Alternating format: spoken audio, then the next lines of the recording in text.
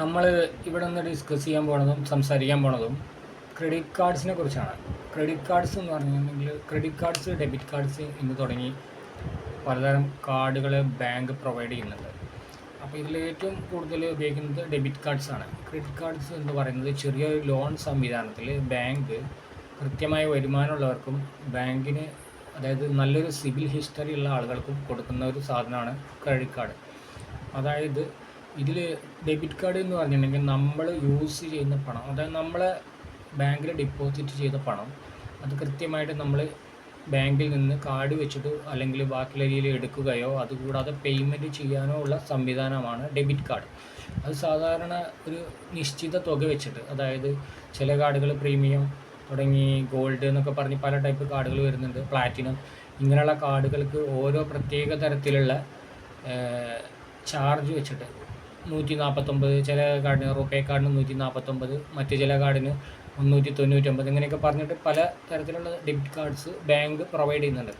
അത് ആളുകളുടെ ചോയ്സിനനുസരിച്ചും പിന്നെ റിവാർഡ് ബാക്കിയുള്ള സംവിധാനങ്ങൾക്കനുസരിച്ചിട്ടും ചെയ്യുന്ന ഒരു സംവിധാനമാണ്. പക്ഷേ ക്രെഡിറ്റ് കാർഡ്സ് അങ്ങനെയല്ല. ക്രെഡിറ്റ് കാർഡ്സ് എന്ന് പറയുന്നത് നമ്മുടെ സിബിൽ ഹിസ്റ്ററി, അതായത് തിരിച്ചടയ്ക്കാനുള്ള കപ്പാസിറ്റി അതും അനുസരിച്ച്, അതായത് കൃത്യമായൊരു വരുമാനമുണ്ട് അല്ലെങ്കിൽ ഇയാൾക്ക് കൃത്യമായിട്ട് ഇത് പേയ്മെൻറ്റ് ചെയ്യാൻ കഴിയും എന്ന ഒരു സംവിധാനം ഉള്ള ഒരാളുകൾക്ക് മാത്രം ബാങ്ക് കൃത്യമായ ഇൻവെസ്റ്റിഗേഷന് ശേഷം മാത്രം കൊടുക്കുന്ന ഒരു കാർഡാണ് ക്രെഡിറ്റ് കാർഡ്. സെയിം ലൈക്ക് ലോണിൻ്റെ അതേമാതിരിയുള്ള സംവിധാനമാണ്. കാരണം ഇത് ഇയാളുടെ കയ്യിൽ നിന്ന് തിരിച്ചെടുക്കാൻ പറ്റും എന്നുള്ള ഒരു ഇതുണ്ടെങ്കിൽ മാത്രമേ ബാങ്ക് ഇത് കൊടുക്കുള്ളൂ. പിന്നെ ഇപ്പോൾ പണ്ട് ക്രെഡിറ്റ് കാർഡ്സ് കിട്ടാൻ ഭയങ്കര ഡിമാൻഡായിരുന്നു. ഇപ്പോൾ അത്ര പ്രശ്നങ്ങളൊന്നും ഇല്ലാതെ തന്നെ കാർഡ് ധാരാളം കിട്ടുന്നുണ്ട്. മര്യാദയ്ക്ക് സിബിൽ ഹിസ്റ്ററിയും ബാക്കി ഡീറ്റെയിൽസും ഉള്ള ആളുകൾക്ക് കൃത്യമായിട്ട് കിട്ടുന്നുണ്ട്. അതുകൊണ്ട് അങ്ങനെയുള്ളൊരു സംവിധാനമാണ് ക്രെഡിറ്റ് കാർഡ്സ്.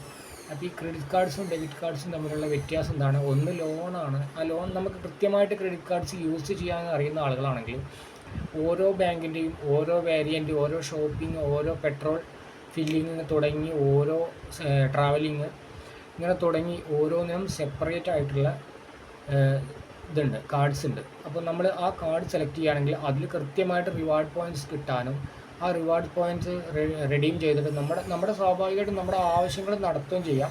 അതിൻ്റെ പുറമെ നമുക്ക് ഈ പണം കൃത്യമായിട്ട് റിവാർഡ് പോയിൻ്റ് വഴി നമ്മുടെ ചെറിയൊരു സംഖ്യ നമ്മളിലേക്ക് തിരിച്ചു വരികയും ചെയ്യും. അങ്ങനെ കൃത്യമായിട്ടൊരു നല്ല പോസിറ്റീവായിട്ട് ഇത് ഉപയോഗിക്കുകയാണെങ്കിൽ നിങ്ങൾക്ക് ഈ കാർഡ് കൃത്യമായിട്ട് യൂസ് ചെയ്യാൻ പറ്റും. മറിച്ച് നിങ്ങളിത് ഒരു അൺകൺട്രോൾഡായിട്ട് മണി സ്പെൻഡ് ചെയ്യുകയാണെങ്കിൽ നിങ്ങൾ ഏറ്റവും വലിയ കടത്തിലേക്ക് പോകാനും നശിക്കാനും പാകത്തിലുള്ള സാധനമാണ് ഈ ക്രെഡിറ്റ് കാർഡ്സ്.